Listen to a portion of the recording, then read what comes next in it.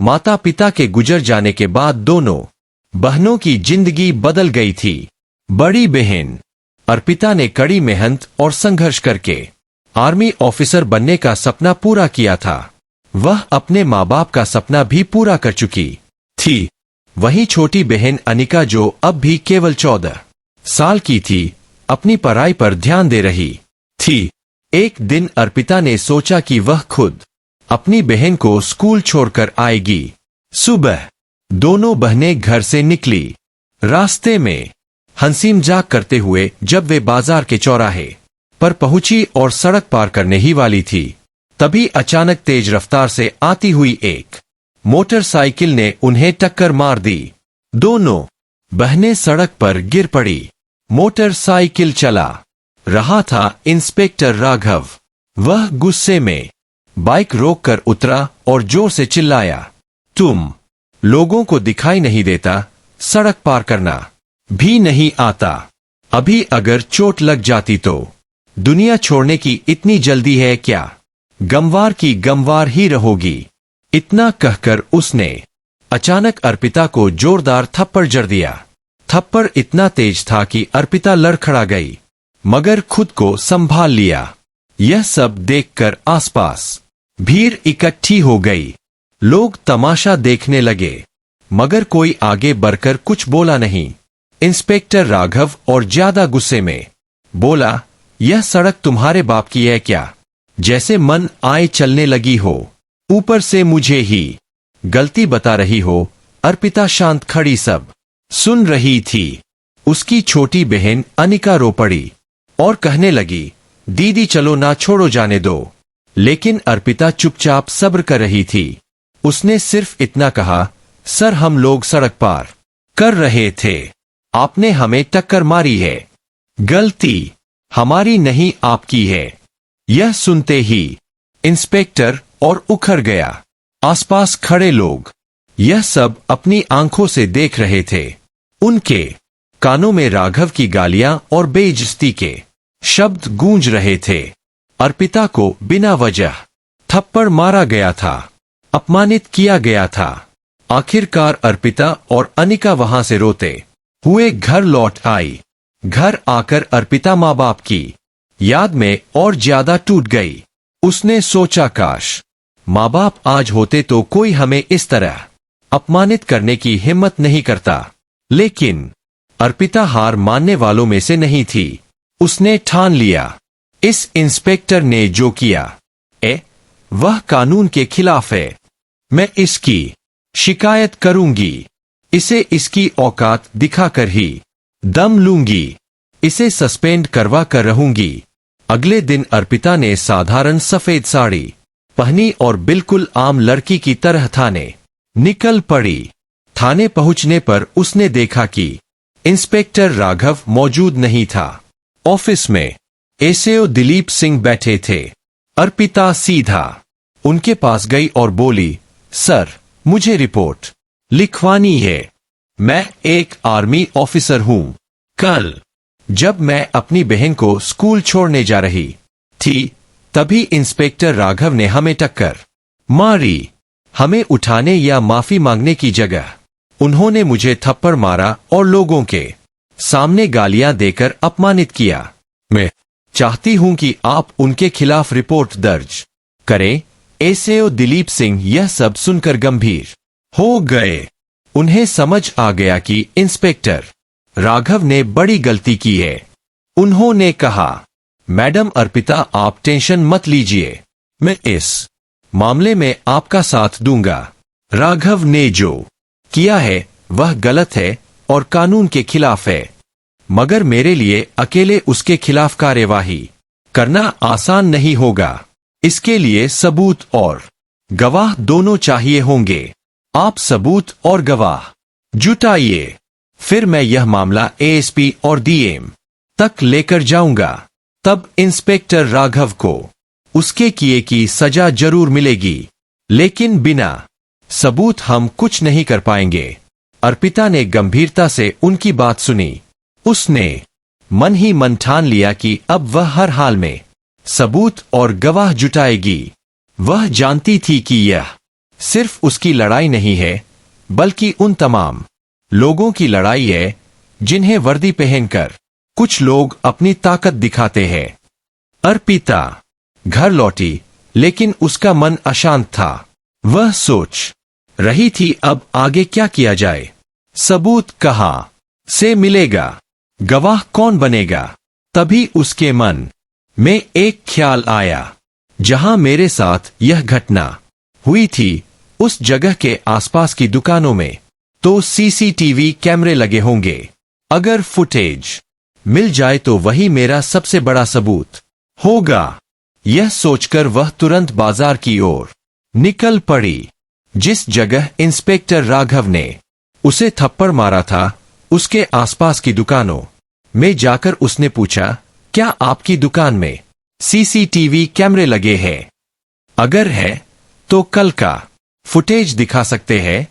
2 दुकानों पर उसे कुछ नहीं मिला, मगर थोड़ी ही दूरी पर एक छोटी सी ज्वेलरी शॉप थी। उस दुकान के बाहर कैमरे लगे हुए थे। अर्पिता ने साहस जुटाया और दुकान में चली गई। वह बोली, अंकल, आपकी दुकान में सीसीटीवी कैमरे लगे हैं। मुझे कल का फुटेज देखना है। क्या आप मेरी मदद करेंगे? दुकानदार अंकल ने तुरंत उसे पहचान लिया। उन्हें याद था कि यही वही लड़की थी जिसके साथ इंस्पेक्टर ने बदतमीजी की थी। वह गंभीर होकर बोले, हाँ बेटा, बिल्कुल, मैं तुम्हें फुटेज दिखाता हूं और सच कहूं तो मैंने खुद कल सब देखा था। इंस्पेक्टर ने तुम्हारे साथ बहुत गलत किया, मगर बेटा, पुलिस वालों का कुछ बिगाड़ पाना इतना आसान नहीं है। अर्पिता ने दृढ़ स्वर में जवाब दिया, नहीं अंकल, ऐसा नहीं। मैं कोई आम लड़की नहीं हूं। मैं आर्मी ऑफिसर हूं और एसओ दिलीप सिंह मेरे साथ खड़े हैं। मैं इंस्पेक्टर राघव को उसके किए की सजा दिलाकर रहूंगी। दुकानदार उसकी हिम्मत देखकर भावुक हो गया।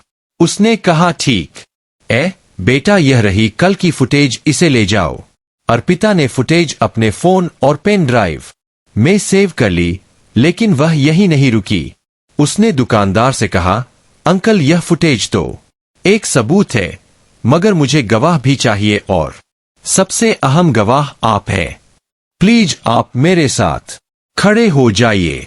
दुकानदार थोड़ा घबरा गया और बोला, बेटी, मुझे डर लगता है कहीं इंस्पेक्टर ने मुझे दुश्मन बना लिया तो फिर मेरी दुकान, मेरा परिवार सब खतरे में आ जाएंगे। अर्पिता ने उसकी आंखों में देखते हुए कहा, अंकल, न्याय के रास्ते में डर की कोई जगह नहीं होती। अगर आप साथ देंगे तो आप सिर्फ मेरी मदद नहीं करेंगे, बल्कि समाज की हर बेटी, हर लड़की के सम्मान की रक्षा करेंगे। आज आप खड़े होंगे तो कल कोई और बेटी अपमानित नहीं होगी। सोचिए, आप कितनों के लिए मिसाल बन सकते हैं। दुकानदार की आंखें भर आई। उसने गहरी सांस ली और बोला, ठीक है बेटी, मैं तुम्हारा गवाह बनूंगा। यह सही बात है और सही के लिए खड़ा होना ही इंसाफ है। यह सुनकर अर्पिता के दिल को ताकत मिली। शाम को अर्पिता सबूत और गवाह लेकर थाने पहुंची। उसने सब कुछ एसओ दिलीप सिंह को सौंप दिया। दिलीप सिंह ने फुटेज और गवाह की बात ध्यान से सुनी और फिर तुरंत निर्णय लिया। उन्होंने कहा, अब समय आ गया है कि इंस्पेक्टर राघव को उसके किए की सजा मिले। मैं इस मामले को एएसपी और डीएम तक ले जाता हूं। उसी समय वह अर्पिता और दुकानदार गवाह को लेकर एएसपी ऑफिस पहुंचे। वहां एएसपी और आईपीएस अफसर दोनों मौजूद थे। अर्पिता ने सबूत दिखाए और दुकानदार ने गवाही दी। फुटेज देखकर एएसपी और आईपीएस दोनों भड़क उठे। उन्होंने गुस्से में कहा, कोई भी लड़की हो, उसकी इज्जत करना हर इंसान का फर्ज है। इंस्पेक्टर राघव ने न सिर्फ अपनी ड्यूटी की गलती की, बल्कि वर्दी की मर्यादा भी तोड़ी।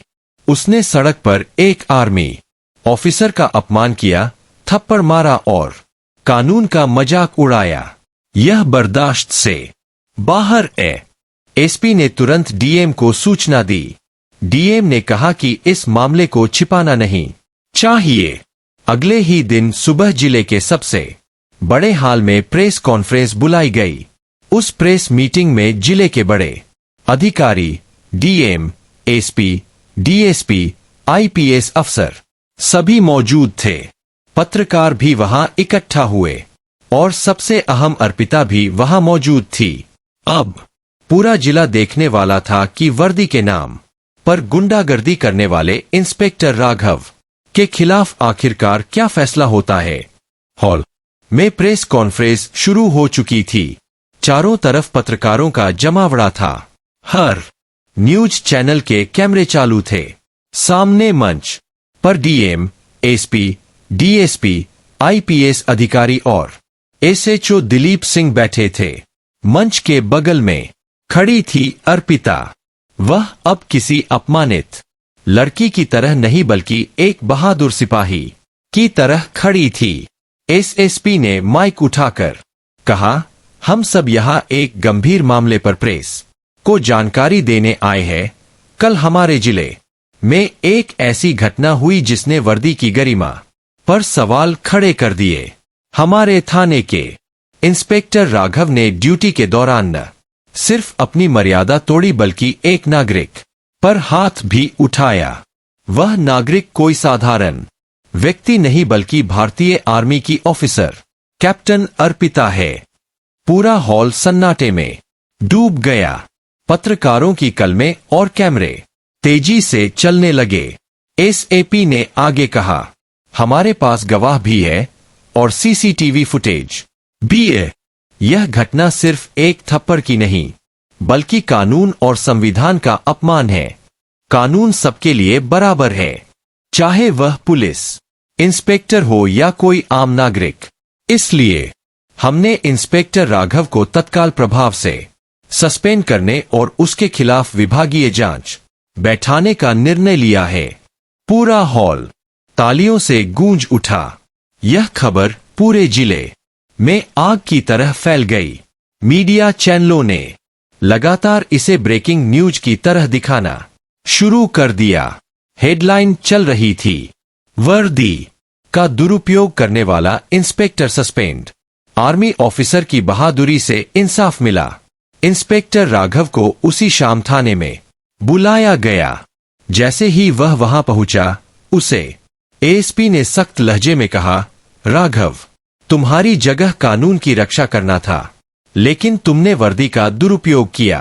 अब तुम्हें इसकी कीमत चुकानी होगी।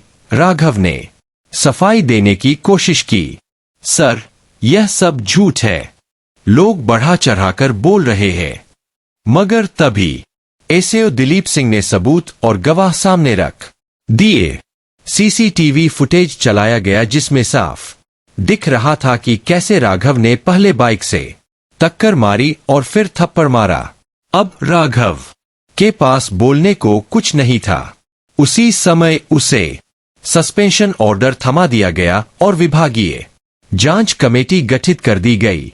जब यह खबर अर्पिता तक पहुंची तो उसकी आंखों में आंसू थे, मगर यह आंसू दुख के नहीं बल्कि जीत और गर्व के थे।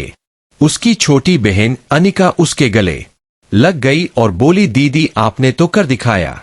आपने सबको साबित कर दिया कि कोई भी गलत, चाहे कितना भी ताकतवर क्यों ना हो, उसके खिलाफ खड़ा हुआ जा सकता है।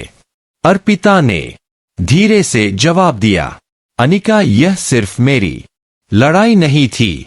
यह उन सभी बहनों और बेटियों की लड़ाई थी जो रोज सड़कों पर डर डर कर जीती है। अगर हम चुप रह जाते तो यह इंस्पेक्टर कल किसी और के साथ भी यही करता। इंस्पेक्टर राघव को सस्पेंड करने के बाद विभागीय जांच शुरू हुई।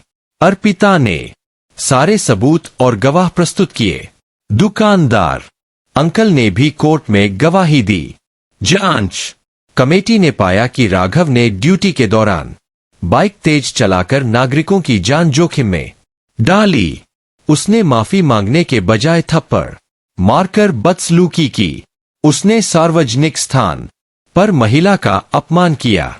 इन तीनों बिंदुओं को भारतीय दंड संहिता आईपीसी की धारा 323 मारपीट, 354 महिला का अपमान और 506 धमकी के तहत अपराध माना गया। कोर्ट में सुनवाई हुई। मीडिया भी हर दिन यह खबर चला रहा था। लोग अर्पिता की हिम्मत की तारीफ कर रहे थे। कई हफ्तों की सुनवाई के बाद कोर्ट ने इंस्पेक्टर राघव को दोषी माना। फैसला सुनाते हुए जज ने कहा, कानून के रखवालों को सबसे पहले खुद कानून का पालन करना चाहिए। लेकिन इंस्पेक्टर राघव ने अपनी मर्यादा खो दी। यह घटना सिर्फ एक लड़की का अपमान नहीं थी, बल्कि पूरी पुलिस वर्दी का अपमान था। इसलिए अदालत उन्हें 2 साल की सजा और सरकारी नौकरी से बर्खास्त करने का आदेश देती है। यह सुनकर पूरा कोर्ट रूम गूंज उठा। पत्रकारों ने तुरंत यह खबर फैलाई। अर्पिता को उसकी बहादुरी के लिए जिला प्रशासन ने सम्मानित किया। डीएम ने पूरे समारोह में कहा, कैप्टन अर्पिता ने हमें दिखाया कि न्याय पाने के लिए साहस और धैर्य चाहिए। आज उनकी वजह से हमारी पुलिस व्यवस्था में एक बड़ा बदलाव आया है। लोग खड़े होकर तालियां बजाने लगे। अर्पिता को सम्मानित करते समय उसकी छोटी बहन अनिका सबसे ज्यादा खुश थी। दोस्तों, इस वीडियो से हमें यह सीखने को मिलता है कि अन्याय के खिलाफ आवाज उठाना बेहद जरूरी है। हर नागरिक को न्याय पाने का अधिकार है और अगर हम हिम्मत से कदम बढ़ाए तो गुनहगार को उसके किए की सजा जरूर दिला सकते हैं।